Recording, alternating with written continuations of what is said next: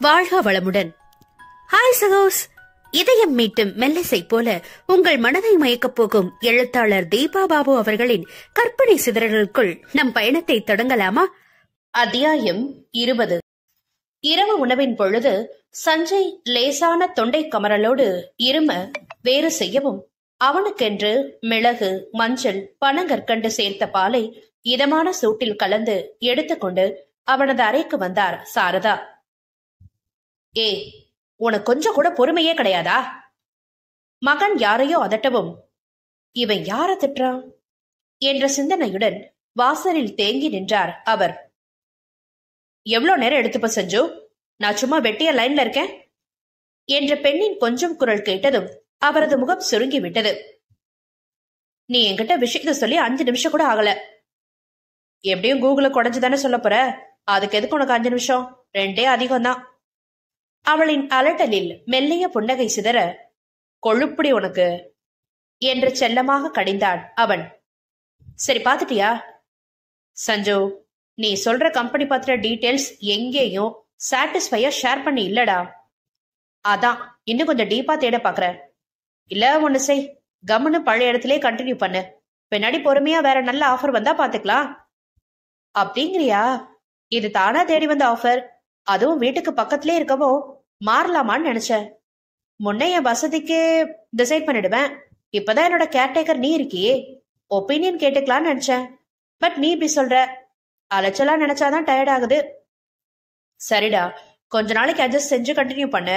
நான் ஃப்ரெண்ட்ஸ் கிட்ட better opportunity விசாரிச்சு சொல்றேன். அப்போடன் இதை ரிஜெக்ட் பண்ணிடுறேன். குட். சரி, சோம்பல் படாம எதையாவது சிம்பிளா செஞ்சு சாப்பிடு. மூடே இல்ல சஞ்சு, ஃப்ரூட்ஸ் வச்சிருக்கேன், சாப்பிட்டுக்கிறேன். உன் பேச்சு படியே ஹெல்த்தி ஃபுட்ஸ் எடுத்துக்கிறேன் பாரு என்றாள் பெருமையாக. ரொம்பத்தான் கொஞ்சரா என பெற்றவரின் மனது நொடித்து கொண்டது. நீதான் வச்சுக்கணும், ஹெல்த்தி ஒண்ணுதான், அதுக்காக அரகுற வயிறா இருப்பியா? பால் பாக்கெட் ஸ்டாக் வச்சிருக்கியா இல்லையா? அதையாவது கண்டிப்பா குடி. அது என இழுத்தவள், ஆபீஸ்ல இருந்து கிளம்பும் போது இருந்த டயர்ட்ல வீட்டுக்கு வந்து படுத்தா போதும்னு எங்கேயே நிறுத்தாம நேரா வந்துட்டேன். ஃப்ரூட்ஸ் நேத்தே வாங்கிட்டதுனால தப்பிச்சிட்டேன் என்று சமாளித்தாள். பெருமூச்சு விட்டவன், ஒன்னு செய், கீழே வீட்டுல எல்லாரும் காமனா இருக்க ஃப்ரிட்ஜ்ல இருந்து பால் எடுத்துக்கோ, நாளைக்கு ரீப்ளேஸ் செஞ்சுடு என்றான் அலட்டி கொள்ளாமல். வாட், என்ன விளையாடுறியா நீ? அவ்வளவுதான், வீட்டுல ரணகலம் ஆயிடும். அதுவும் என்ன நடு ஹால்ல நிக்க வச்சு பஞ்சாயத்தை கூட்டுவாங்க. சத்தியமா என்னால முடியாது என்று அலறினாள். சாரதாவின் புருவங்கள் குழப்பத்தில் சுருங்க, ஓகே, அப்போ அப்பாவுக்கு போன் போட்டு வாங்கிட்டு வர சொல்லு என்றான் அடுத்த உத்தரவாக. சஞ்சு, ஆகிறத பேசு. பெண்ணின் குரல் மெலிந்து சலிப்புடன் வெளிவர, இடியட், உனக்கான ரைட்ஸை இத்தனை தூரம் விட்டு கொடுத்துதான் நீ இப்படி தனியா இருக்க. பெத்தவங்க பிள்ளைங்களுக்கு நடுவுல ஒரு நேரம் போல இல்லாம மறு நேரம் மனஸ்தாபம் கோபம் எல்லாம் வர்றது சகஜம்தான். அதுக்குன்னு மொத்தமா ஒதுங்கிப்பியா என்று கடிந்து கொண்டான் அவன். நான் என்ன செய்ய, அவரும் தான் ஒதுங்கிட்டாரு. இதோ நீ கொஞ்ச நாளதான் எனக்கு பழக்கம், ஆனாலும் தினமும் சாப்பிட்டேனா இல்லையான்னு எவ்வளவு அக்கறையா மறக்காம விசாரிக்கிற. அவர் ஒரு வேளை கூட என் முகம் பார்த்து அதை கேட்க மாட்டார் தெரியுமா? எனக்கு எப்படி வலிக்கும். நான் இந்த ரூம்ல செத்து கிடந்தா கூட உடம்பு அழுகி வெளியே நாத்தா பரவுற வரைக்கும் யாரும் எட்டி பார்க்க மாட்டாங்க சஞ்சு என்றாள் விரக்தியுடன். உனக்கு சுத்தமா அறிவே இல்லைங்கிறத திரும்ப திரும்ப இப்படியே பேசி எனக்கு ப்ரூவ் பண்ண வேண்டிய அவசியம் இல்ல.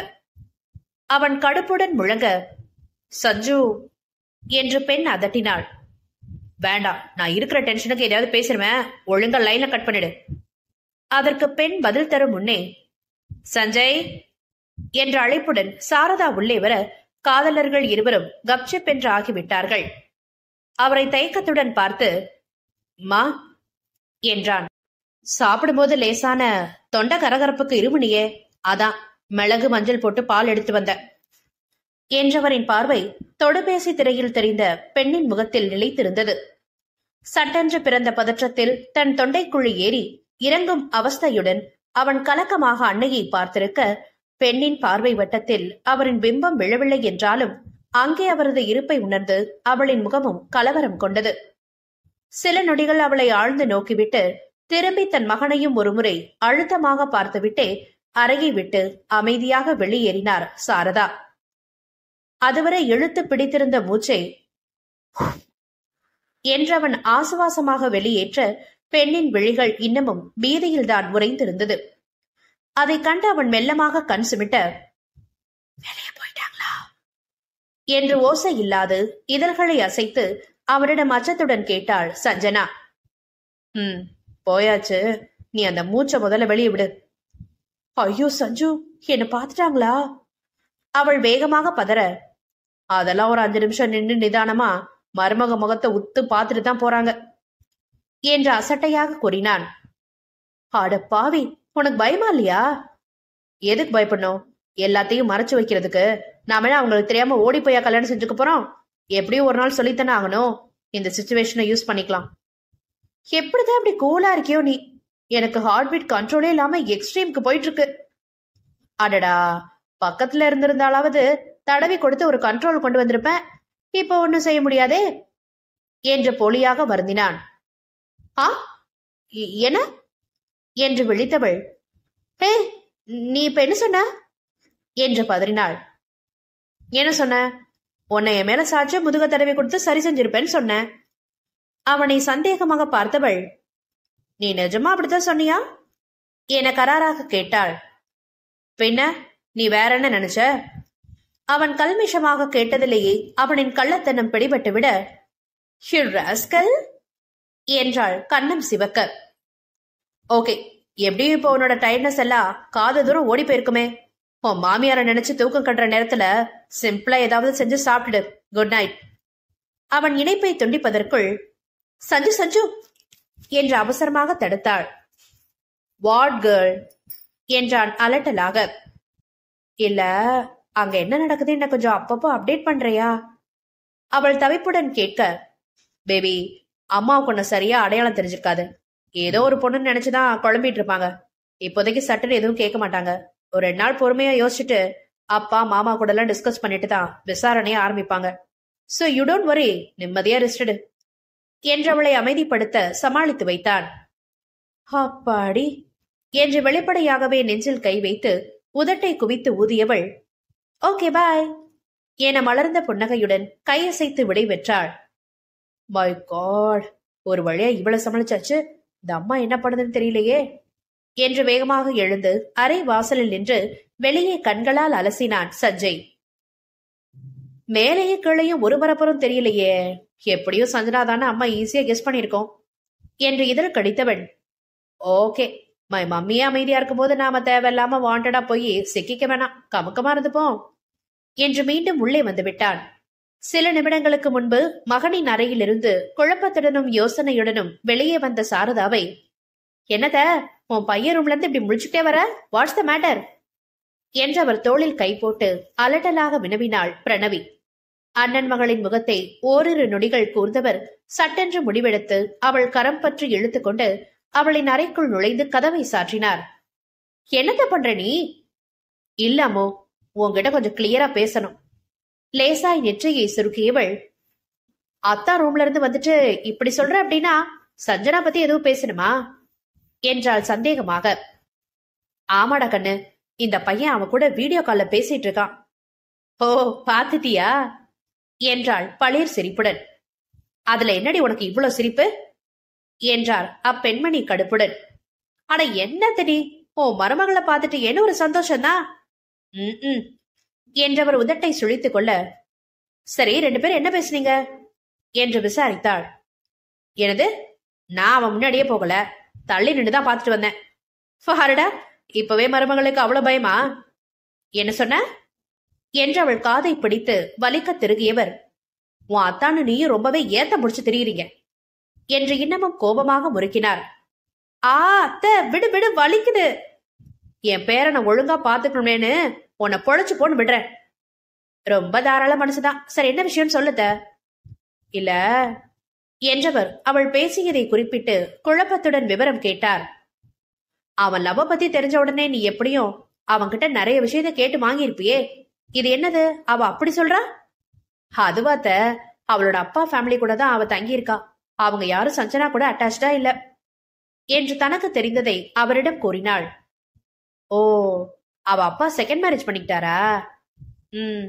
அதோட பொண்ணு சின்ன வயசுல இருந்து அம்மா பாட்டி பேச்ச கேட்டு அவங்க அப்பா கிட்ட கொஞ்சம் தள்ளி இருந்துட்டா. பாட்டி இறந்ததுக்கு அப்புறம் தான் தனக்குன்னு யாரும் இல்லைங்கிறத அவளோட தனிமையும் விரக்தியும் அவளை லேசா தடமாற வச்சிருக்கு. சாரதாவிற்கு என்ன சொல்வதென்று புரியவில்லை. அமைதியாக இருந்தார். அவரின் கையை பிடித்த பிரணவி, பிறந்த வீட்டுல சரியான ஃபேமிலி பாண்டிங்கோ அன்போ அக்கறையோ சஞ்சனாவுக்கு கிடைக்கல அத்த. நம்ம வீட்டுல அதை நிறைய நிறைய அவளுக்கு தரணும்னு அத்தா ரொம்ப ஆசைப்படுறான். இனி நீதான் யோசிச்சு நல்ல முடிவெடுக்கணும். பழகின வரைக்கும் மோசமான பொண்ணா தெரியல. நம்ம குட்டியை வந்து பாக்குறது கூட அவளுக்கு அவ்வளவு ஆசை. ஆனா உனக்கு பிடிக்காதேன்னு பாவமா அமைதியா இருந்துட்டா என்றாள் வருத்தத்துடன். முகத்தில் எந்த உணர்வையும் வெளிப்படுத்தாது இறுக்கமாக தெரிந்தவர், சரி நீ பாரு, நான் போய் கீழே கிச்சனை ஒதுங்கி வச்சுட்டு தூங்க வரேன் என்று வெளியே நடந்து விட்டார். இந்த அத்தை என்ன ஒரு ரியாக்ஷன் காமிக்காம போகுது? அத்தா உன் பாடு ரொம்பவே கஷ்டம்தான் என்றவள் இதழ்களை பிதுக்கி தனக்குள் புலம்ப அவளின் மைந்தனோ மெல்ல செனுங்கி தாயின் கவனத்தை தன் பக்கம் திருப்பினான். என்ன சாரதா, இன்னும் தூங்க போகலையா நீ என்று தன்னெதிரே வந்து நின்ற மனைவியை சிந்தனையோடு பார்த்து கேட்டார் சிதம்பரம். போகணும் என்றபடி பக்கத்தில் அமர்பவரின் கரம் பற்றி, எதுவும் பிரச்சனையா? சஞ்சய் ஏதாவது சொன்னானா? ஏன் ரொம்ப டிஸ்டர்ப்டா தெரியற என்று விசாரித்தார். அதெல்லாம் இல்ல, அவர் ரூமுக்கு போனேனா என்றவர் நடந்ததை கூற கணவரின் முகமும் குழப்பத்தில் விழுந்தது. எனக்கு இதை எப்படி ஹேண்டில் பண்றதுனே புரியலங்க. முதல்ல அவளை நினைச்சாலே ரொம்ப வெறுப்பாவும் எரிச்சலாவும் மட்டும்தான் இருந்தது. இப்ப லேசா பரிதாபம் வந்து மனசு கொஞ்சம் தடுமாறுது. ஆனா அதுக்காகலாம் நம்ம பிள்ளைக்கு அந்த பொண்ணை கல்யாணம் செஞ்சு வைக்கிற அளவுக்கு நான் தயாரா இல்ல. சாரதாவின் முகம் வேகமாக அதிருப்தியை பூசிக்கொள்ள, சரி விடு, பாத்துப்போம். அவன் தான் நம்மள மீறி எதுவும் செய்ய போறது இல்லையே. அவனா புரிஞ்சு மனசு மாறி வர்ற வரைக்கும் பொறுமையா வெயிட் பண்ணுவோம் என்றார் சிதம்பரம். எங்க உங்க பையன்தான் அன்னைக்கே ஸ்ட்ராங்கா அவளை விட்டு வரமாட்டேன்னு தெளிவா சொல்லிட்டானே. எப்படித்தான் இதை சரி செய்யறதோ? அவருக்குமே மகனின் உறுதி நன்றாக தெரிந்திருந்தாலும் மனைவியை சிறிது சமாதானம் செய்யவே அவ்வாறு கூறியிருந்தவர் தற்பொழுது மௌனத்தை தத்தெடுத்துக் கொண்டார். நம்ம அம்மு கல்யாணம் முடிஞ்சதுல இருந்து இவனுக்கு ஒரு நல்ல வாழ்க்கை துணையை அமைச்சு கொடுக்கணும்னு எவ்வளவு ஏங்கினோ ஆசைப்பட்டோம். இந்நேரம் பொண்ணு ஏதோ சரியா கூடி வந்திருந்தா கல்யாணமே முடிச்சு நிம்மதியா இருந்திருப்போம். அது தள்ளி போகவோ இவன் இப்படி ஒரு சிக்கலை இழுத்து விட்டு நம்மள கதிகலங்க வைக்கிறான். வயசு கூடிக்கிட்டே போகுது. எத்தனை நாளைக்கு தான் அவனுக்கு விட்டு கொடுத்து நாம பொறுமையா இருக்கிறது என்று கவலையில் ஆழ்ந்தார் சாரதா. நட்புகள் எல்லாரும் நம்ம சேனலை மறக்காம சப்ஸ்கிரைப் பண்ணுங்க. கதையை கேளுங்க, லைக் பண்ணுங்க, கமெண்ட் பண்ணுங்க, பிடிச்சவங்க ஷேர் பண்ணுங்க. நன்றி.